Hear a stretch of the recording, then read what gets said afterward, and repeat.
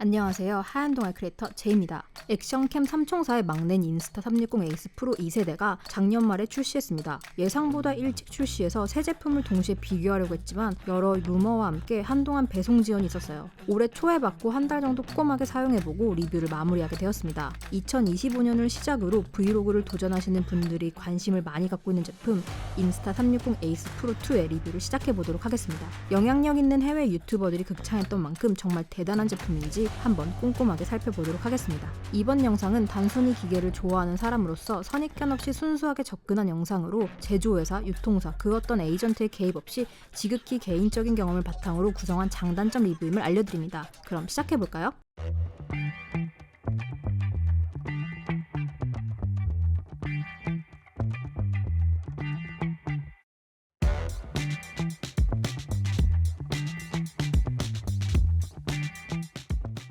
우선 전작과 달라진 점에 대해서 가볍게 살펴보도록 할게요. 전작에서 다루었던 좁은 화각은 에이스 프로 2에서 넓어졌습니다. 전작인 151도에서 157도로 6도 정도 넓어졌으며 대략 13mm 정도로 생각하시면 될 것 같아요. 사용자가 직접 탈부착을 할 수 없게 고정되었던 렌즈 보호 커버는 타사 제품과 유사하게 비틀어서 돌리는 방식으로 탈부착이 가능해졌어요. 제가 구매한 초기 물량에선 퀵 릴리즈의 탈부착이 매끄럽진 않았지만 이번에는 착하고 잘 붙고 결착도 단단하게 잘 되었습니다.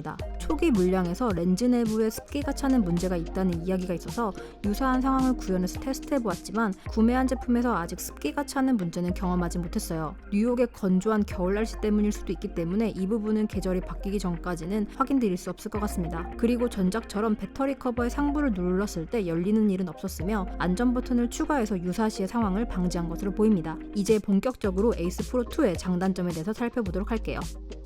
가장 차별점이 있는 부분은 저조도 상황에서 전자식 이미지 안정화의 성능이었어요. 전작에서도 타사 대비 좋은 성능을 보여줬는데요. 비교 영상처럼 가로등만 있는 저녁의 공원에서 손으로 들고 촬영했을 때 영상에 잔떨림은 있었지만 나름 준수한 결과물을 보여줬습니다. 퓨어 모드를 사용하면 화면이 뭉개지는 모습을 볼 수는 있지만 잔떨림이 더 거슬린다고 생각하시는 분들께는 유용한 기능이라고 생각되었어요.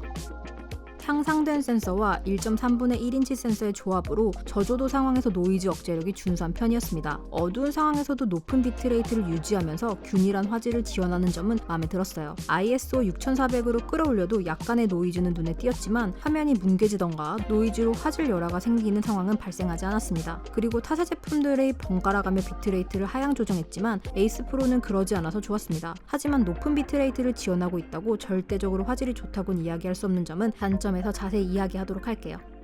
기본 색상은 채도와 명도가 살짝 강하게 촬영되었지만 표준, 비비드, 라이카 비비드 등 다양한 색상을 선택해서 촬영할 수 있어서 편리했습니다. 이번에는 아이로그라는 전용 색상 프로파일을 지원해서 편집에서 색 보정을 하시는 분들께 약간의 옵션이 생겼습니다. 아쉽게도 8비트의 색 영역만 지원하고 있기에 어느 정도의 한계는 있다는 점을 알고 계시면 좋을 것 같아요. 렉 709 형식의 액티브 HDR 모드를 지원하고 있어서 까다로운 자연광 상황에서 초보자분들이 촬영하는 데 도움이 될 것 같다고 생각되었어요. 빛이 계속 바뀌는 야외 촬영 환경에서 색온도 센서가 없어도 실제 눈으로 보이는 색온도와 크게 차이나는 일은 다소 적은 편이었어요. 상황에 따라서 약간의 오차가 있었지만 예제 영상처럼 눈이 오는 상황이나 눈이 내린 후 노을이 지는 상황에서 오차가 크게 벗어나는 상태로 촬영되진 않고 있다는 점은 장점이라고 할 수 있을 것 같아요.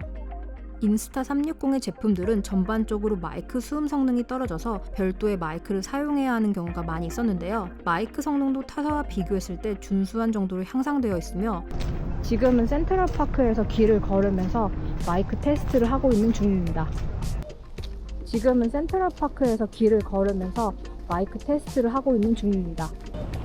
지금은 센트럴파크에서 길을 걸으면서 마이크 테스트를 하고 있는 중입니다. 별도의 어댑터를 사용하지 않아도 USB-C 포트에 자체 전원이 있는 마이크를 연결하면 바로 사용할 수 있었습니다. 지원하는 블루투스 제품 목록도 많아져서 다양한 액세서리와 연결해서 사용할 수 있었으며 경쟁사인 DJI 마이크 2와 연결해서 사용할 수 있는 점은 인상적이었어요. 아쉽게도 예전부터 사용하는 액션캠용 짐벌은 연결할 수 없었습니다. 바로 사용할 수 있는 특수 촬영 모드가 많이 있어서 에이스 프로2를 다양한 용도로 사용할 수 있다는 점은 매우 편리했습니다. 하이퍼랩스, 타임랩스, 대시캠, 루프 레코딩, 스타랩스 등을 지원하고 있어서 초보 사용자들도 손쉽게 멋진 영상을 담을 수 있다고 생각되었습니다. 스타랩스의 경우 경쟁사와 비교해도 크게 뒤지지 않을 정도로 만족스러웠어요. 그리고 사용자 설정도 20개 정도 저장할 수 있어서 다양한 촬영 설정 값을 저장해서 사용하시는 분들은 유용하게 사용할 수 있을 것 같습니다. 다만 프리셋이나 촬영 모드 간 이동은 조금 더 간결하게 만들어서 몇 번의 쓸어넘김으로 각각의 모드를 빠르게 선택하면 더 좋을 것 같다고 생각되었어요. 액션캠의 견고함에 문제가 될 수 있기에 호불호가 갈리기는 하지만 화면의 각도를 조절할 수 있어서 마운트를 한 상황이나 카메라를 눈높이 아래 설치해서 사용해야 하는 경우에 편리했어요. 본체 진동을 지원해서 무음으로 했을 때 촬영의 시작과 끝을 알기 쉬웠고 메뉴를 넘길 때 햅틱 반응을 지원하는 점도 좋았습니다. USB-C 포트와 메모리 카드를 넣는 곳이 한쪽에 별도로 있는 점도 사용하기 편리했어요. 자, 이번엔 광고 홍보 영상에서 제대로 다루지 않은 단점에 대해서 솔직하게 살펴보도록 하겠습니다. 전작과 동일하게 8K 해상도를 지원하고 있지만 살짝 다른 느낌을 받았습니다. 에이스 프로 1세대에서 화면을 확대해도 많이 깨진다는 느낌을 받지 못했지만 에이스 프로 2에서는 디테일이 뭉개진다는 느낌을 자주 받았어요. 원거리에 있는 배경을 촬영했을 때 5.3K인 경쟁사보다 디테일을 제대로 담지 못했고 근거리에 있는 상황을 촬영한 후에 확대하면 8K의 해상도라 하기에는 의문점이 많이 들었어요. 비트레이트의 경우 전작은 170에서 180 Mbps 나왔지만 에이스 프로 2에서는 160 미만으로 촬영되었습니다. 이런 경우에 효율성을 올리기 위함이라고 얘기는 하지만 전작보다 화질을 떨어뜨리거나 5.3K보다 떨어지는 해상도로 촬영한다면 과연 효율성 때문이라고 이야기하기엔 많은 의문점이 생겼어요. 4K 촬영 중에 2배 디지털 줌을 할 수 있지만 여전히 소리와 영상이 끊기는 현상은 전작보다 공백이 짧아지긴 했지만 아직도 동일한 문제는 존재했습니다. 8K를 홍보 전면에 내세웠지만 여전히 8비트는 소셜미디어를 제외하곤 조금 더 전문적으로 사용하기엔 여러 제약이 있어 보였습니다. 노을 지는 하늘을 촬영했을 때 푸르스름한 구름 아래 그림자를 보랏빛으로 표현했으며 기본 색감으로 촬영하다가 퓨얼샷으로 촬영하면 AI로 과도하게 채도와 선명도를 끌어올려서 억지스러워 보였습니다. 퓨얼샷의 경우 화면이 많이 뭉개지는 경우가 빈번해서 기능을 끄고 촬영하면 잔떨림은 생기지만 오히려 더 좋은 결과물을 얻었어요. 그리고 라이카 색감은 잘 모르겠습니다. 초보자들이 편하게 사용할 수 있는 8비트와 앞으로 넘겨지는 화면 때문에 브이로그용으로 고려하시는 분들도 계실 수 있어요. 타사 대비 긴 최소 초점거리와 뭉개지는 회상도의 조합은 근접한 음식이나 책상의 상황을 세밀하게 담기에는 호불호가 있을 수 있다고 생각되었습니다. 경쟁사 제품들에 비해서 무겁고 전체적인 부피가 큰 점은 역동적인 상황에서 사용하실 때 고려해야 할 부분인 것 같아요. 두께가 두껍기 때문에 기존에 사용하는 제품과 호환이 안 될 수 있으며 마운트를 했을 때 상부 쪽의 무게가 더 실리기 때문에 충격이 있을 경우 마운트가 풀리던가 각도에 변화가 생기는 경우가 조금 더 빈번히 있을 수밖에 없습니다. 퀵 릴리즈의 높이도 타사 대비 높았고 거기에 플립 스크린은 실제 사용 시에 제품의 전체 높이를 더 증가시켰어요.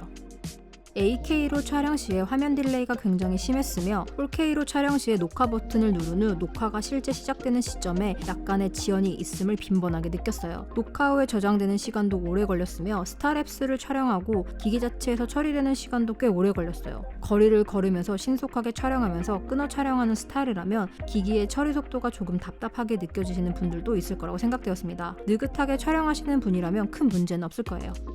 전작에서 배터리 커버의 상단을 눌렀을 때 커버가 열리는 문제가 있었지만 이번에는 안전장치를 추가함으로써 동일한 문제를 방지했습니다. 다만 USB-C 커버에 있던 안전장치가 없어졌고 힘으로 살짝 밀었을 경우 커버가 쉽게 열렸어요. 액션5의 경우 커버의 안전장치 불량으로 힘으로 밀었을 때 쉽게 열렸지만 문제를 여러 번 제기했더니 하자가 없는 USB-C 커버를 보내줘서 문제가 해결되었습니다. 인스타 360에 후속 조치가 있다면 좋을 것 같아요. 그리고 퀵 릴리즈의 높이도 높았지만 버튼 부분도 길게 내려와서 조금만 큰 스크류를 사용하면 버튼의 하단 부분을 긁는 상황이 생겼어요. 퀵 릴리즈 디자인을 바꾼 김에 이런 부분도 바꿔주면 더 좋았을 것 같습니다. 그리고 마이크 바람막이와 렌즈 보호 커버를 함께 사용하면 렌즈 커버를 일부 막게 되어서 보호 커버를 쉽게 열기에 어려운 디자인이었어요. 전면의 큰 화면은 촬영감만 표시해주고 플립 스크린으로 번거롭게 화면을 확인해야 한다는 점도 에이스 프로2의 전반적인 디자인 컨셉에 의문을 갖게 되는 요소로 작용하게 되었습니다.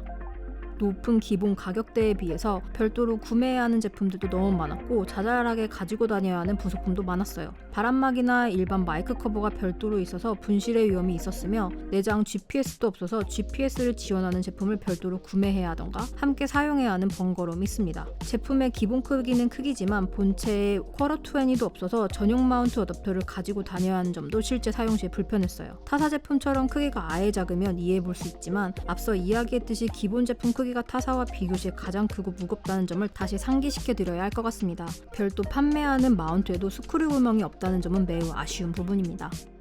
에이스 프로 1세대 리뷰에서 다뤘던 단점들이 일부 개선된 점은 좋았지만 전작과 다른 AK의 화질이나 AI가 이미지 퀄리티에 부자연스럽게 개입하는 결과물을 선호하지 않기 때문에 이 부분은 많이 아쉬웠습니다. 올해 말에 출시하는 에이스 프로 3는 10비트도 꼭 넣어주고 전면 스크린 추가 그리고 전체적인 경량화에 더 집중한 제품을 출시해준다면 타사 제품들과 확실한 경쟁을 할 수 있을 것이라고 생각되었어요. 여름에 출시할 것이라 예상되는 인스타 360 고 4세대가 에이스 프로 3세대의 실마리가 될 것 같습니다. 여러 단점을 이야기했지만 가장 큰 장점인 저조도 상황에서 이미지 안정화 기능이 꼭 필요한 경우나 다양하고 편리한 촬영 설정을 즐겨 하신다면 에이스 프로 2의 구매를 고려해 보시는 것도 좋을 것 같습니다. 2025년에는 더 획기적인 변화가 있었으면 하는 바람과 함께 이번 리뷰를 마무리하도록 하겠습니다. 이번 영상이 도움이 되셨다면 좋아요, 구독, 그리고 알림 설정, 댓글 부탁드려요. 이상 하얀 와이 크리에이터 제이였습니다.